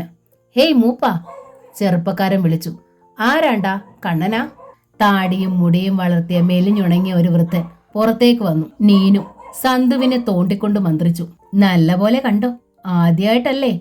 വെള്ളിമലയുടെയും താഴ്വരകളുടെയും കൊടുങ്കാറ്റിന്റെയും തടാകത്തിന്റെയും ആ പഴയ രാജാവിനെ സന്തു കണ്ണിമയ്ക്കാതെ നോക്കി. രാജപുരത്തിന്റെ പഴയ ചക്രവർത്തി. ഇന്ന് കിരീടമില്ല, അധികാരമില്ല, ഭൂവിസ്തൃതികളുമില്ല. മൂപ്പൻ എന്നൊരു സ്ഥാനപ്പേര് മാത്രം ശേഷിക്കുന്നു. കണ്ണിനു മീതെ കൈപ്പടം വെച്ച് നോക്കിക്കൊണ്ട് അയാൾ ഇറങ്ങി വന്നു. നിങ്ങൾ നാട്ടരശ? അരശന്മാരല്ല, നീനു പറഞ്ഞു. ഞങ്ങൾ മൂപ്പനെ കാണാൻ വന്നതാ, വളരെ ദൂരെന്ന്. മൂപ്പൻ സന്തുവിനെയും നീനുവിനെയും മാറി മാറി നോക്കി. ഒടുവിൽ ആ നോട്ടം നീനുവിന്റെ നേർക്ക് മാത്രമായി. മൂപ്പന്റെ നെറ്റി പിന്നെയും ചുളിഞ്ഞു. കണ്ണുകൾ ചെറുതായി. കണ്ണ, യാരടാ ഇവര്? കണ്ണം വിശദീകരിച്ചു കൊടുത്തു. റോസ് ഗാർഡനിൽ ഏതാനും ദിവസങ്ങൾക്ക് മുമ്പ് താമസത്തിന് വന്ന സന്ദർശകരാണെന്നറിഞ്ഞപ്പോൾ മൂപ്പന്റെ മുഖം വിങ്ങി. എനിക്ക് കാണണ്ട. മൂപ്പൻ തിരിഞ്ഞ് കുടിലിനകത്തേക്ക് കയറിപ്പോയി. മൂപ്പ, ഇവര്. കണ്ണൻ പുറകെ ചെന്നു. പോകാൻ പറ കണ്ണ, എനിക്ക് കാണണ്ട. കണ്ണൻ വിഷണ്ണനായി ഇറങ്ങി വന്നു. രക്ഷയില്ല. അവൻ കൈ കുടഞ്ഞു കാണിച്ചു. ആ മലമുകളിലെ വീട് മൂപ്പന് വെറുപ്പ. അവിടെ ഉള്ളവരെയും അവിടെ വരുന്നവരെയും പോകുന്നവരെയും മൂപ്പന് വെറുപ്പ. കണ്ണൻ പറഞ്ഞു നിർത്തി. എന്താണ് കാരണമെന്ന് സന്തുവോ നീനുവോ ചോദിച്ചില്ല. അത് കൊള്ളുകയല്ലോ എന്ന് ആവലാതിപ്പെട്ടുകൊണ്ട് നീനു കുടിനുള്ളിലേക്ക് കയറി ചെന്നു. മൂപ്പൻ നിലത്ത് ചമ്രം പടിഞ്ഞിരുന്നു. ചെറിയ മരക്കുഴിയിൽ വെറ്റിലയും പുകയിലയും അടക്കയും കൂടി വച്ച് ഇടിക്കുകയാണ്. അങ്ങനെ അങ്ങ് പിണങ്ങാനൊന്നും ഞങ്ങൾ സമ്മതിക്കുകയില്ല. നിങ്ങളെ കാണാനായിട്ട് വന്നതാ ഞങ്ങള്. വെറും നിലത്ത് വൃദ്ധന്റെ മുമ്പിൽ നീനു വീറോടെ ചമ്രം പടിഞ്ഞിരുന്നു. ഞങ്ങളോട് വാശിയൊന്നും വേണ്ട കേട്ടോ. ഞങ്ങൾ ഇവിടെയാക്കും പൊറുതി. നീ എന്തിനാ വന്നേ? കാണാൻ.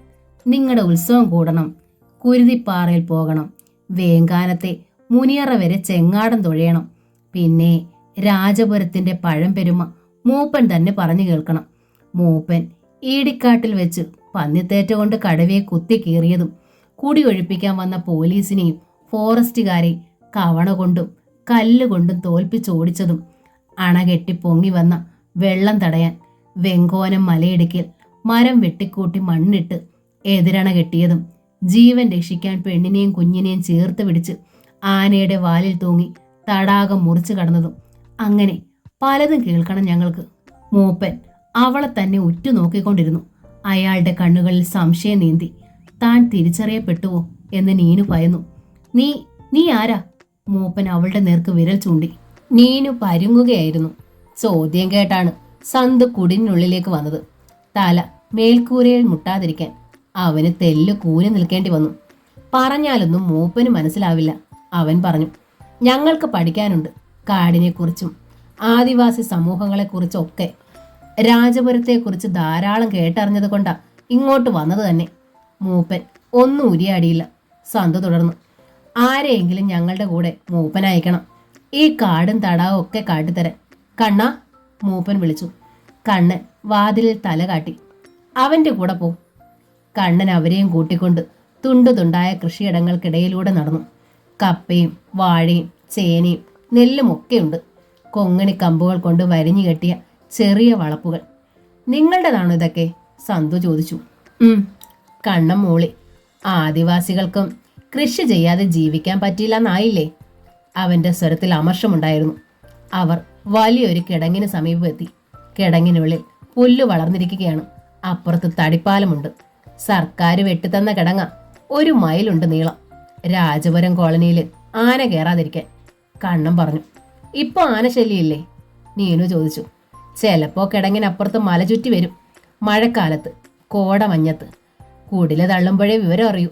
എന്നിട്ട് കഴിഞ്ഞ കൊല്ലവും വന്നു. ഞാൻ പന കുറുക്കിയത് കഴിച്ചുകൊണ്ടിരിക്കുമ്പോഴാ സന്ധ്യയ്ക്ക് നോക്കുമ്പോൾ ഇരിക്കുന്ന കുടില് ചാഞ്ഞു ചാഞ്ഞു വരുന്നു. ആന വന്നെന്ന് ആരാണ്ട് വിളിച്ചലറുമ്പോഴാ കേട്ടപ്പോഴാ സംഗതി മനസ്സിലായേ. കുടില് മറിയുന്നതിന് മുമ്പേ ഞാൻ പുറത്ത് ചാടി ഓടി. അന്ന് 13 കുടിൽ ആന തള്ളി മറിച്ചു. കൃഷി മുഴുവൻ ഒടിച്ചും ചവിട്ടിയും തിന്നും മുടിച്ചു. ചൊടലമുത്തുവിനെ ചവിട്ടി കൊല്ലുകയും ചെയ്തു. ബാക്കിയുള്ളവരെല്ലാം ജീവനും കൊണ്ട് ഓടി. കണ്ണൻ ഒരുവിധം ഭംഗിയായി സംസാരിക്കുന്നുണ്ടല്ലോ എന്ന് നീനു വിചാരിച്ചു. എന്നിട്ടും ചില വാക്കുകളിൽ ഒരാദിവാസി ചുവ കലരുന്നുണ്ട്. കണ്ണൻ സ്കൂളിൽ പഠിച്ചിട്ടുണ്ടോ? അവൻ മൂളി. എത്ര വരെ? പ്രീ ഡിഗ്രി വരെ പഠിച്ചു. പ്രൈവറ്റ് ആയിട്ടാ. പിന്നെ പഠിക്കാൻ പറ്റിയില്ല. കിട്ടുന്നതൊക്കെ വായിക്കും. നീനു അത്ഭുതം കൂറി. സൂക്ഷിക്കണം, പഠിപ്പുള്ളവനാ കണ്ണൻ. ജോലിക്ക് ശ്രമിച്ചില്ലേ കണ്ണാ? സന്തു ചോദിച്ചു. എനക്ക് ജോലിയൊക്കെ കിട്ടും. 2 കൊല്ലത്തിനകം കിട്ടും. അപേക്ഷിച്ചിട്ടുണ്ടോ? ഏറെക്കുറെ ശരിയായിരിക്കുക. ജോലി കിട്ടിയിട്ട് വേണം ഇനിയും പഠിക്കാൻ. കാട്ടിൽ കടന്നപ്പോൾ സന്തുവിന് പേടി തോന്നി. ലോകം പെട്ടെന്ന് ഇരുണ്ടതുപോലെ. ചീവീടുകളുടെ ഒച്ച, പെട്ടെന്ന് പരക്കുന്ന നിശബ്ദത, വൻമരങ്ങളുടെ ഉച്ചിയിൽ ഒറ്റപ്പെട്ട ചിറകൊടി ഒച്ചകൾ, ഉണങ്ങിയ തടിയിൽ കൊത്തുന്ന ശബ്ദം, എവിടെയോ ഒരു ഉണക്ക ശിഖിരം ഒടിഞ്ഞു വീഴുന്ന ഒച്ച. സന്തു വീർപ്പടക്കി നിന്നു. ഓരോ വൻമരത്തിന് പിന്നിലും കാടിന്റെ നിഗൂഢത പതുങ്ങിയിരിക്കുന്നത് പോലെ അവന് തോന്നി. നീനുവിന് പക്ഷെ സങ്കോചം ഒന്നുമില്ലായിരുന്നു. ഇപ്പോൾ ഈ കാട്ടിൽ ആന കാണുമോ? സന്തു ചോദിച്ചു. ആനകൾ പിന്നെ എവിടെ പോവാനാ? കണ്ണൻ പറഞ്ഞു. പക്ഷേ ഈ ചുറ്റുപാടിലെങ്ങും ഇല്ല. എങ്ങനെ അറിയാം?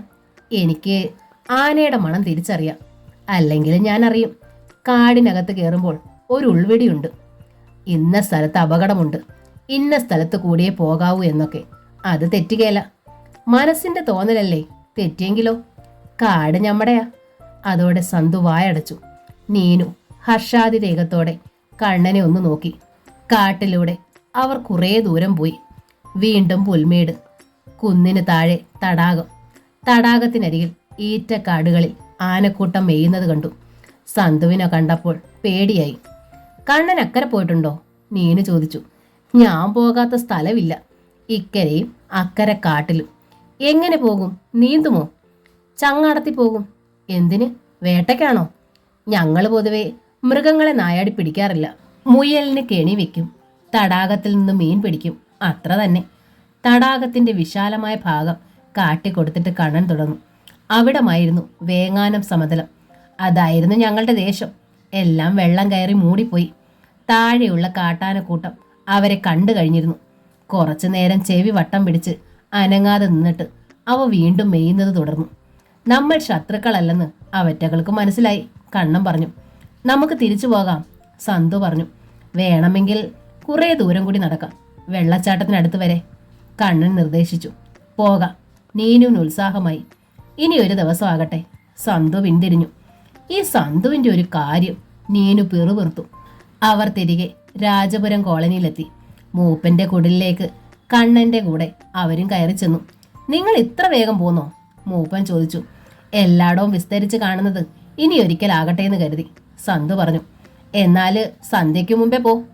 ഞങ്ങളെ അങ്ങനെ വിടാനൊന്നും നോക്കണ്ട, നീനു പറഞ്ഞു. ആദ്യം വരികയാ ഞങ്ങളിവിടെ. സൽക്കാരമൊന്നും കിട്ടാതെ ഞങ്ങൾ പോവുകയില്ല. മൂപ്പൻ അവളെ സൂക്ഷിച്ചു നോക്കി. നിങ്ങൾ പട്ടണത്തിൽ നിന്ന് വരുന്ന പരിഷ്കാരികൾക്ക് ഞങ്ങളെന്ത് തരാനാ? കണ്ണനാണത് പറഞ്ഞത്. എന്ന് പറഞ്ഞാലൊക്കോ? കണ്ണൻ മൂപ്പന്റെ വക്കാലത്തൊന്നും പിടിക്കണ്ട. ഒരു രാജ്യവും അതിഥികളെ വെറും കൈയോടെ വിടുകയില്ല. വീരാളിപ്പട്ടും സ്വർണ്ണ നാണയങ്ങളൊന്നും ഞങ്ങൾ ചോദിച്ചില്ലല്ലോ. മൂപ്പനൊന്ന് ചിരിച്ചു. അയാൾ എഴുന്നേറ്റ് ചെന്നു കുടിലിന്റെ ഒരു മൂലയിൽ കെട്ടിത്തൂക്കിയിരുന്ന മുളം കുറ്റി അഴിച്ചെടുത്തുകൊണ്ട് വന്നു. ചതച്ച ഇഞ്ച കൊണ്ട് മുറുക്കിയ അടപ്പ് തുറന്നിട്ട് സന്തുവിനോടും നീനുവിനോടും കൈ നീട്ടാൻ പറഞ്ഞു. അവരുടെ കൈക്കുമ്പിളിലേക്ക് ഒന്നാം തരം കാട്ടുതേൻ ഒഴുകി വീണുകൊണ്ടിരുന്നു. കൈക്കുമ്പിൾ നിറയെ കാട്ടുതേൻ 3 or 4 ആവർത്തി രണ്ടുപേരും കുടിച്ചു. നീനുവാണെങ്കിൽ വിരലഞ്ചും നക്കി തോർത്തുകയും ചെയ്തു. തണ്ണി കൂടെ കുടിച്ചോ, ഇല്ലെങ്കിൽ പരവേശം വരും. മൂപ്പൻ നിറഞ്ഞ ചിരിയോടെ പറഞ്ഞു. ഓരോ പാത്രം തണുത്ത വെള്ളം, രാമച്ചത്തിന്റെ മണവും കുളിരുമുള്ള തണ്ണീർ, പിന്നെ ഞാവൽ പഴങ്ങളും ഉണങ്ങിയ കാട്ടുവാഴപ്പഴവും 100 കിഴങ്ങ് ചുട്ടതും. ഒടുവിൽ നീനു ഏമ്പക്കം വിട്ടുകൊണ്ട് എഴുന്നേറ്റു. ശരിക്കും ഒരു കാട്ടുരാജാവിന് ചേർന്ന പോലെയുള്ള സൽക്കാരം. അവർ മൂപ്പന്റെ കുടിൽ നിന്നിറങ്ങുമ്പോൾ നേരം സന്ധ്യയോടടുത്തിരുന്നു. പരിസരമെമ്പാടും കനത്ത മൂടൽമഞ്ഞ്. 10 വാര അകലത്തുള്ളതൊന്നും കാണാൻ വയ്യ. പോയിട്ട് വരട്ടെ, ഇനിയും വരും ഞങ്ങള്. നീനു മൂപ്പന്റെ ഉണങ്ങിപ്പൊള്ളിച്ച കൈ കവർന്നുകൊണ്ട് പറഞ്ഞു. മൂപ്പൻ നിർദ്ദേശിച്ചതനുസരിച്ച് കണ്ണൻ അവരെ കൊണ്ടുവിടാൻ പോയി. റോസ് ഗാർഡൻ അടുത്തെത്തിയപ്പോൾ കണ്ണൻ യാത്ര പറഞ്ഞ് തിരിച്ചു പോന്നു. എന്ത് സ്നേഹമുള്ള മനുഷ്യരാ അല്ലേ? നീനു സന്തുവിനോട് പറഞ്ഞു. അവരുടെ പെരുമാറ്റത്തിൽ ഒട്ടും കളങ്കമില്ല. നമ്മളെപ്പോലെ സ്നേഹം അഭിനയിക്കാൻ അവർക്കറിയില്ലല്ലോ. നീ എന്തിനാ അത്ര അടുപ്പമൊക്കെ കാണിക്കാൻ പോയത്? മൂപ്പൻ നിന്നെ തിരിച്ചറിഞ്ഞോണ്ടോന്ന് 2-3 തവണ ഞാൻ പേടിച്ചു പോയി. സൂക്ഷിച്ചു നോക്കിയത് കണ്ടില്ലായിരുന്നോ? പണ്ടെന്നോ കണ്ടു മറന്ന പോലെ. നിന്റെ ഈ നാക്ക് ഇത്തിരി അടക്കി വെച്ചില്ലെങ്കിൽ കുഴപ്പമാകും, പറഞ്ഞേക്കാം. ഈ സന്തുവിന്റെ ഒരു പേടി മൂപ്പൻ എങ്ങനെ തിരിച്ചറിയാനാ? നമ്മളെ മുമ്പ് കണ്ടിട്ടില്ല, നമ്മളും കണ്ടിട്ടില്ല. എന്നാലും കുറെയൊക്കെ അടക്കം വേണം. നീനു അത് ശ്രദ്ധിക്കാതെ പറഞ്ഞു. എനിക്ക് ഇഷ്ടമായി കേട്ടോ സന്തു. ആ സ്ഥലവും കാടും തടാകവും എനിക്ക് നല്ല സന്തോഷം തോന്നി. ഒത്തിരി കാലത്തിന് ശേഷം സ്വന്തം നാട്ടിൽ തിരിച്ചെത്തിയ പോലെ എല്ലാം എൻ്റെ കൂടിയാണെന്നും തോന്നി. സന്തു തിരിഞ്ഞ് അവളെ ഒന്ന് നോക്കിയതല്ലാതെ മറുപടി ഒന്നും പറഞ്ഞില്ല. റോസ് ഗാർഡന്റെ വരാന്തയിൽ കയറുമ്പോഴേക്കും ഇരുട്ട് വീണിരുന്നു. സന്തു അടഞ്ഞ വാതിലിൽ മുട്ടി വിളിച്ചു. മേരി വന്ന് വാതിൽ തുറന്നു. എവിടായിരുന്നു നിങ്ങൾ? പ്രകടമായ നീരസത്തോടെ മേരി ചോദിച്ചു. ഞങ്ങള് ആ കോളനി വരെ പോയി. രാജപുരം കോളനിയിലോ? എന്തിന്? ചുമ്മാ അവിടെ ഒക്കെ ഒന്ന് കാണാൻ. പറഞ്ഞിട്ട് പോകരുതായിരുന്നോ നിങ്ങൾക്ക്? മോശമായി പോയി കേട്ടോ. ഇതൊക്കെ ചീത്ത സ്വഭാവങ്ങളാ. 2 പേരുടെ മുഖം വാടി. ഞാനൊന്നും പറയുന്നില്ല. മമ്മിയുടെ വീതം നിങ്ങൾക്ക് കിട്ടാനിരിക്കുന്നതേ ഉള്ളൂ. നിങ്ങൾ എവിടെ പോയെന്നറിയാതെ പുറകെ അന്വേഷിച്ച ആളെ അയക്കാൻ ബെഞ്ചമിനെ പോലും കാണാതെ ഉടറി നടക്കുകയായിരുന്നു മമ്മി. സന്തുവിന് കുറ്റബോധം തോന്നി. മേരി ആൻറ്റി ഇങ്ങനെയൊന്നും സംസാരിച്ചിട്ടേ ഇല്ല. അതിഥികളല്ലേ നിങ്ങൾ? സ്വന്തം വീടാണെങ്കിൽ വേണ്ടിയില്ല. ഓരോ ദിവസവും ഇവിടെ നിങ്ങൾക്ക് തല ചായ്ക്കാൻ ഒരു കിടക്ക കിട്ടുന്നത് മമ്മിയുടെ കാരുണ്യം. മേരി പിന്തിരിഞ്ഞു നടന്നു. നീനു നേരെ മുറിയിലേക്ക് പോയി. സന്തു മുത്തശ്ശിയുടെ മുറിയിൽ ചെന്ന് ചാരു കസേരയിൽ തുറന്നിട്ട ജനാലയ്ക്ക് നേർക്ക് മുത്തശ്ശി ഇരിക്കുന്നത് കണ്ടു. പുറത്തേക്ക് നോക്കി അനക്കമില്ലാതെയുള്ള ഇരിപ്പ്. ജനാലയിലൂടെ മഞ്ഞു പടലങ്ങൾ അകത്തേക്ക് ഇഴഞ്ഞു കയറിക്കൊണ്ടിരുന്നു. സന്തു തെല്ലമർത്തി ചവിട്ടി നടന്നു. കാലച്ച കേട്ടിട്ടും അവർ തിരിഞ്ഞു നോക്കിയില്ല. സന്തു പിന്നിൽ ചെന്ന് നിന്ന് മുരടനക്കി. എന്നിട്ടുമില്ല പ്രതികരണം. മുത്തശ്ശി? കുറ്റബോധത്തോടെ എസ്തേർ മുത്തശ്ശി മെല്ലെ മുഖം തിരിച്ചു. സന്തു വല്ലാതെയായി. അവരുടെ കണ്ണുകളിൽ നനവുണ്ടായിരുന്നു. അവരുടെ മുഖം വിതുമ്പിയിരുന്നു. ദയനീയമായിരുന്നു അവരുടെ നോട്ടം. അത് സന്തുവിനെ അമ്പരിപ്പിച്ചു. ഇന്നലെ വരെ കണ്ട രുദ്രമായ ധാർഷ്ട്യം നിറഞ്ഞ, ആർക്കും കീഴടങ്ങാത്ത പരുക്കൻ മുഖത്തിനു പകരം ദൈന്യത തുളുമ്പുന്ന മുഖം. പെട്ടെന്ന് തന്നെ അവർ തല തിരിച്ചു കളഞ്ഞു. സംസാരിച്ചാൽ ശരിയാവില്ലെന്ന് സന്തുവിന് തോന്നി. അവൻ വിഷമത്തോടെ തിരിഞ്ഞു നടന്നു. രാത്രിയിൽ അത്താഴ മേശയ്ക്ക് മുമ്പിൽ വന്നപ്പോൾ എസ്തേർ മുത്തശ്ശിയുടെ മുഖം പാടെ മാറിയിരിക്കുന്നു. പഴയ കാർക്കശ്യം വീണ്ടും മുഖത്തും കണ്ണുകളിലും കൂടിയിരിക്കുന്നു. ഇതൊരു വീടാണ്, ഞാൻ ചിട്ടപ്പെടുത്തിയ വീട്, പരുഷ സ്വരത്തിൽ അവർ പറഞ്ഞു. തോന്നുമ്പോൾ ഇറങ്ങിപ്പോവുകയും തോന്നുമ്പോൾ കയറി വരികയും ചെയ്യുന്നവർ എൻ്റെ കന്നാലി തൊഴുത്തിലേക്ക് താമസം മാറ്റിക്കൊള്ളണം. സന്തുവിന് ആശ്വാസം തോന്നി. അത്രയല്ലേ മുത്തശ്ശി പറഞ്ഞോളൂ. മേരിയുടെയും മുത്തശ്ശിയുടെയും നീനുവിൻ്റെയും കണ്ണുവെട്ടിച്ച് പുറത്തിറങ്ങിയ ശേഷം മലഞ്ചെരിവിലൂടെ സന്തു അതിവേഗം ഓടി. ട്രെഞ്ചിനരികിൽ എത്തിയ ശേഷമേ അവൻ നിന്നുള്ളൂ. കിതച്ചുകൊണ്ട് അവൻ പാലത്തിനരികിൽ ചെന്നു. അത് വലിച്ചു മാറ്റിയിട്ടിരിക്കുന്നതായാണ് കണ്ടത്. സ്റ്റാൻലി കാട്ടിലേക്ക് പോയിരിക്കുകയാണെന്ന് അവൻ ഊഹിച്ചു. പാലം പിടിച്ച് നേരെ ഇട്ട ശേഷം അവൻ അപ്പുറത്ത് കടന്നു. മുറ്റത്ത് ചെന്ന് നിന്ന് 4-5 ആവർത്തി വിളിച്ചെങ്കിലും അകത്തു നിന്ന് ഒരു പ്രതികരണം ഉണ്ടായില്ല. വാതിലുകളെല്ലാം അടഞ്ഞു കിടക്കുന്നു. സന്തു ആ കരിങ്കൽ കെട്ടിടത്തിന് ചുറ്റും ഒരു വട്ടം നടന്നു. ജനാലയ്ക്കൽ നിന്ന് ഒരു പെൺകുട്ടിയുടെ മുഖം മിന്നായം പോലെ മറയുന്നത് കണ്ട് സന്തു അവിടേക്ക് നീങ്ങി. അവൻ ജനലിലൂടെ നോക്കി. കരിമ്പടം വിരിച്ച കട്ടിലിനരികിൽ സ്റ്റാൻലിയുടെ ഭാര്യ നിൽപ്പുണ്ടായിരുന്നു. മാറി നിൽക്കുകയായിരുന്ന മകൾ പതുക്കെ ഒളിഞ്ഞു നോക്കി. അവളുടെ മുഖത്തിന്റെ പാർശ്വഭാഗം മാത്രം കാണാം. വിളിച്ചിട്ടെന്താ നിങ്ങൾ മിണ്ടാത്തത്? സന്തു ചോദിച്ചു. സ്റ്റാൻലിയുടെ ഭാര്യ സന്തുവിനെ തന്നെ നോക്കി നിന്നു. പിന്നെ തിടുക്കത്തിൽ പറഞ്ഞു, ഇവിടുന്ന് പൊയ്ക്കോ, ഓടിപ്പൊയ്ക്കോ, അയാൾ ഇപ്പൊ വരും. നിന്നെ ഇവിടെ കണ്ടാൽ കൊന്നുകളയും, ഞങ്ങളെയും കൊല്ലും. ദൈവത്തെ ഓർത്തു പോ, ആ സ്ത്രീ കെഞ്ചി. സന്തു സ്റ്റാൻലിയുടെ ഭാര്യ പറഞ്ഞത് അവഗണിച്ചുകൊണ്ട് വാതിലിനടുത്തേക്ക് ചെന്നു. വാതിൽ പുറമേ നിന്ന് ഓടാമ്പലിട്ട് ബന്ധിച്ചിരിക്കുകയായിരുന്നു. വേറെ കൊളുത്തുകൾ അതിനുള്ളിൽ ഉണ്ടായിരുന്നു. അവൻ പതുക്കെ ഓടാമ്പൽ നീക്കി കൊളുത്തുകൾ എടുത്തു. സന്തു വാതിൽ പാളികൾ തള്ളി തുറക്കുന്നത് കണ്ട് സ്റ്റാൻലിയുടെ ഭാര്യ സ്തബ്ധയായി നിന്നു. സന്തു മെല്ലെ അകത്തേക്ക് കാലെടുത്ത് വെച്ചു. അകത്ത് വരരുത്, വരരുത്, സ്ത്രീ ഭയന്നിട്ടെന്ന പോലെ ഒച്ച വെച്ചുകൊണ്ടിരുന്നു. നിങ്ങൾ ആരെ എത്ര പേടിക്കുന്നത്? ഉറക്കെ ചോദിച്ചുകൊണ്ട് സന്തു മുറിക്കുള്ളിലേക്ക് കടന്നു. പെട്ടെന്ന് തോളിൽ എന്തോ വന്ന് അടിച്ചതുപോലെ തോന്നി. അവൻ തിരിഞ്ഞപ്പോൾ പെൺകുട്ടി ചീറിക്കൊണ്ട് ഒരു വിറക് കഷ്ണം വീശുന്നത് കണ്ടു. അടിയേൽക്കാതെ അവൻ പിന്നോക്കം നീങ്ങിക്കൊണ്ടിരുന്നു. അവൻ ഒരടി കൂടി കിട്ടി. പെട്ടെന്ന് അവൾ പെൺകുട്ടിയുടെ കയ്യിൽ കടന്നു പിടിച്ചു.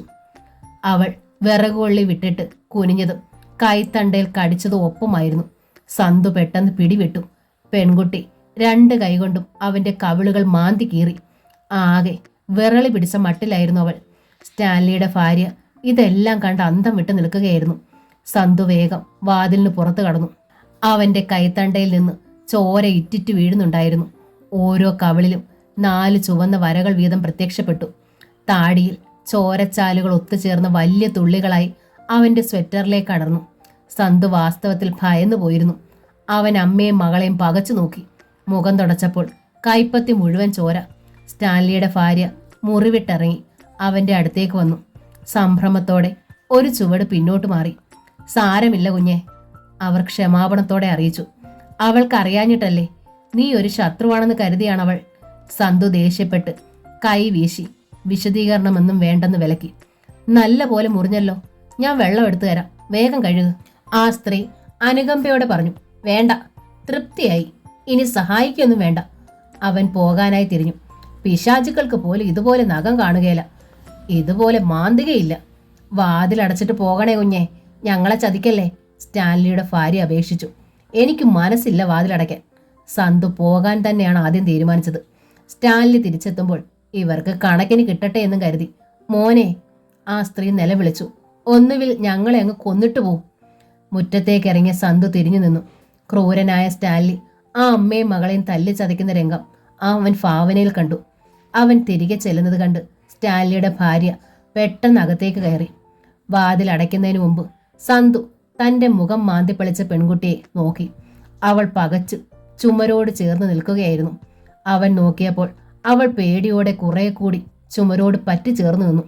നിന്നെ ഞാൻ ഇപ്പോൾ ഒന്നും ചെയ്യുന്നില്ല, സന്തു അവളെ ഭീഷണിപ്പെടുത്തി. പക്ഷേ നിന്നെ ഞാൻ വെറുതെ വിടുമെന്ന് ഓർക്കണ്ട. അവൻ വാതിൽ വലിച്ചടച്ച് ഓടാമ്പലും കൊളുത്തുകൾ വിട്ടു. പോകാൻ തിരിഞ്ഞപ്പോൾ അകത്തു നിന്നും അടിയുടെ ഒച്ച സന്തു കേട്ടു. അവൻ ജനലിലൂടെ നോക്കി. സ്റ്റാൻലിയുടെ ഭാര്യ മകളെ തലങ്ങും വിലങ്ങും അടിക്കുകയാണ്. നിർത്താൻ, സന്തു വിളിച്ചു പറഞ്ഞു. ആ സ്ത്രീ അടിക്കുന്നത് നിർത്തി. മുടി ചിതറി വീണ് പെൺകുട്ടിയുടെ മുഖം പാതിയും മറിഞ്ഞിരുന്നു. അവൾ മുഖം പൊത്തി കരഞ്ഞുകൊണ്ട് നിലത്തേക്കിരുന്നു. അവളെ അടിക്കണ്ട, സന്തു അവളുടെ അമ്മയോട് പറഞ്ഞു. എന്നിട്ട് ഇറങ്ങി നടന്നു. ട്രെഞ്ചിനപ്പുറം കടന്ന ശേഷം അവൻ പാലം വലിച്ചു മാറ്റിയിട്ടു. സന്തു എവിടേക്കാണെന്ന് പോയതെന്നറിയാതെ എസ്തേർ മുത്തശ്ശിയും മേരിയും നീനുവും ആകെ അമ്പരന്നിരിക്കുകയാണ്. അപ്പോഴാണ് കയ്യിലും മുഖത്തും ചോര ഒലിപ്പിക്കുന്ന മുറിവുകളുമായി അവൻ കയറി വന്നത്. ഇതെന്തു പറ്റി കുഞ്ഞെ നിനക്ക്? എസ്തേർ മുത്തശ്ശി പരിഭ്രമിച്ച് ചോദിച്ചു. നീ എവിടാ പോയത്? കാട്ടിലോ? ഞാൻ കാട്ടിലൊന്നും പോയില്ല, വെറുതെ പുൽമേട്ടിലൊക്കെ ഒന്ന് ചുറ്റിക്കറങ്ങി. നിനക്കിത് എന്തു പറ്റിയെന്നാ ചോദിച്ചത്? ഇതൊരു കാട്ടുപൂച്ച. ഓർക്കാപ്പുറത്ത് ഞാൻ കയറി പിടിച്ചപ്പം കടിക്കുകയും മാന്തുകയും ഒക്കെ ചെയ്തതാ. ഞാൻ അപ്പോഴേ വിട്ടുകളഞ്ഞു. കുറേശ്ശെ നീറുന്നുണ്ട്. നീനു, നീ കുറച്ച് വെള്ളം കൊണ്ടുവാ. കാട്ടുപൂച്ചയോ? നുണ പറയരുത് നീ. മുത്തശ്ശി അവനെ തറപ്പിച്ചു നോക്കി. കാട്ടുപൂച്ച മാന്തിയാൽ ഇതുപോലെയല്ലല്ലോ, സന്തു പതർച്ചയോടെ പറഞ്ഞു. കാട്ടുപൂച്ചയാണെന്നാ എനിക്ക് തോന്നിയത്.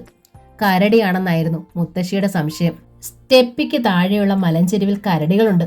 കഴിഞ്ഞ കൊല്ലം കരടി ഒരാളെ കൊന്നു.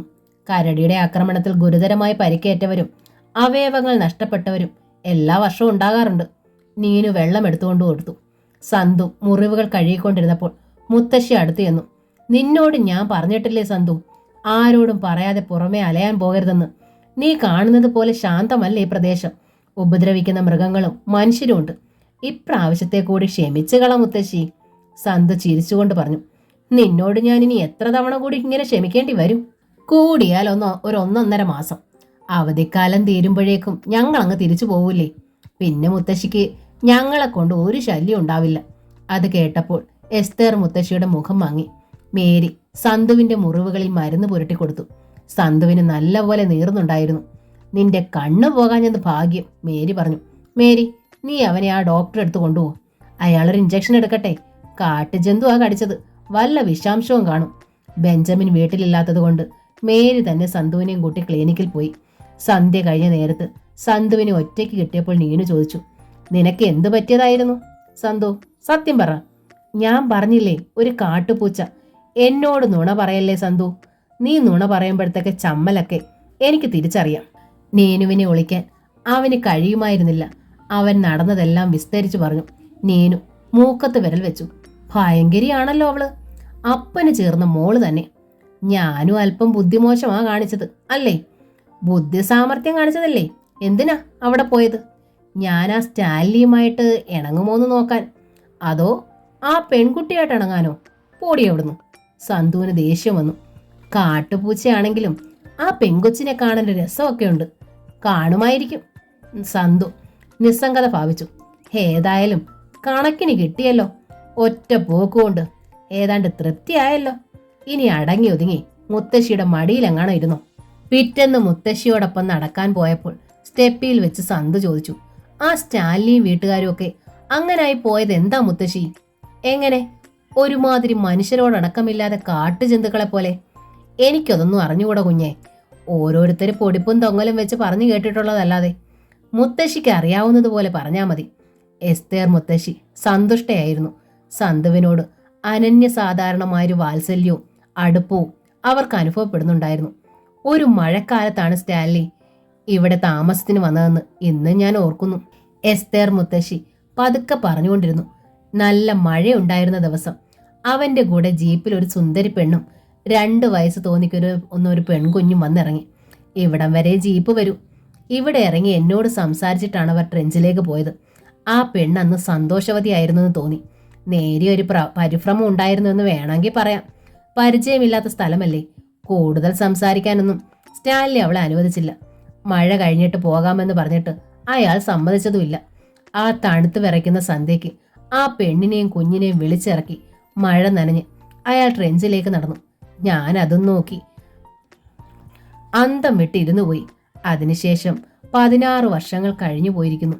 ഈ 16 വർഷത്തിനിടയിൽ 3 തവണ മാത്രമേ ഞാൻ ആ സ്ത്രീയെയും കുഞ്ഞിനെയും കണ്ടിട്ടുള്ളൂ. അതും ട്രെഞ്ചിനുള്ളിൽ വെച്ച്. മുത്തശ്ശി സുന്ദരി പെണ്ണാണെന്ന് പറഞ്ഞ ആ സ്ത്രീയാണോ ഇപ്പോഴത്തെ ഉണക്കക്കോലം? അയാൾ അത്തരത്തിലാക്കിയെടുത്തു. അയാൾ പ്രതികാരം ചെയ്യുകയാണ്. എന്തിന്? പണ്ട് സ്റ്റാൻലി ഒരു പട്ടാളക്കാരനായിരുന്നെന്ന് ഞാൻ പറഞ്ഞല്ലോ. അയാൾക്കൊരു കൂട്ടുകാരി ഉണ്ടായിരുന്നത്രേ, റോസി. അയൽക്കാർ കുട്ടിക്കാലം മുതൽക്കേ കളിച്ചു വളർന്നവർ.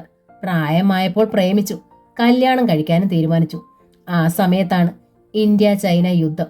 ചുരുക്കി പറഞ്ഞാൽ വാർ ഫ്രണ്ടിൽ വെച്ച് ഇയാൾ മിസ്സായി. ആൾ മരിച്ചെന്ന് വീട്ടിൽ കമ്പി സന്ദേശവും വന്നു. പക്ഷേ 4-ാം വർഷം സ്റ്റാൻലി തിരിച്ചെത്തി. അപ്പോൾ റോസിക്ക് ഭർത്താവും ഒരു കുഞ്ഞും ഉണ്ടായിരുന്നു. അയാൾക്കത് താങ്ങാൻ കഴിയാത്ത ഷോക്കായിപ്പോയി. അധികം വൈകാതെ റോസിയുടെ ഭർത്താവ് അപമൃത്യുവിന് ഇരയായി. അപകടമാണോ കൊലപാതകമാണോ എന്ന് സംശയിച്ചവരും ഉണ്ടായിരുന്നത്രേ. സ്റ്റാൻലി പിന്നീട് അവളോട് അടുത്തുകൂടി സ്നേഹം ഭാവിച്ച് കഴിഞ്ഞതെല്ലാം മറന്ന് അവളെയും കുഞ്ഞിനെ സംരക്ഷിച്ചു കൊള്ളാമെന്നേറ്റു. അവൾക്ക് അടുത്ത ബന്ധുക്കളെന്ന് പറയാൻ ആരുമില്ലായിരുന്നു. ഏതായാലും കല്യാണം കഴിഞ്ഞ ഉടനെ സ്റ്റാൻലി റോസിയെയും കുഞ്ഞിനെയും കൂട്ടി നാട് വിട്ടു. അക്കാലത്ത് ട്രെഞ്ച് വിൽക്കാനിട്ടിരിക്കുകയായിരുന്നു. അയാൾ എങ്ങനെ അറിഞ്ഞെന്ന് നിശ്ചയില്ല. തനിക്ക് പറ്റിയ സ്ഥലമാണെന്ന് കണ്ട് അയാളിത് വാങ്ങി മുത്തശ്ശി കിതച്ചുകൊണ്ട് നിർത്തി. സുഖവാസ മന്ദിരം എന്ന നോവലിന്റെ ഈ ഭാഗം ഇവിടെ പൂർണ്ണമാവുകയാണ്. ഈ നോവൽ നിങ്ങൾക്ക് ഇഷ്ടമായെങ്കിൽ ലൈക്ക് ചെയ്ത് ഷെയർ ചെയ്ത് സബ്സ്ക്രൈബ് ചെയ്യണേ. താങ്ക്